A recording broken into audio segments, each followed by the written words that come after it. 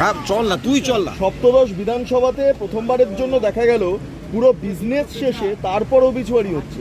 আপনি এতদিন ধরে তো বিধায়ক, 3 বছর হয়ে গেল, এরকম দৃশ্য চাক্ষুষ করেছেন বিধানসভার অভ্যন্তরে?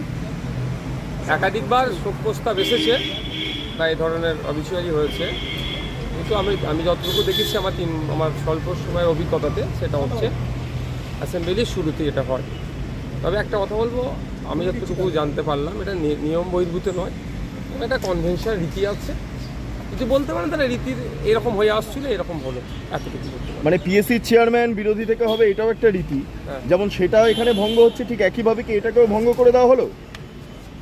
দেখুন, ব্যাপারটা হচ্ছে এটা সম্পূর্ণটাই স্পিকার স্যারের এখতিয়ারের মধ্যে পড়ছে, ওনার কাস্টোডিয়ানের মধ্যে পড়ছে, যে ওখানের মধ্যে কি করবেন না করবেন, কারপরে কোনটা কি করবেন, সেটা ওনার এখতিয়ারের মধ্যে পড়ছে। কবে শপথ নেবে,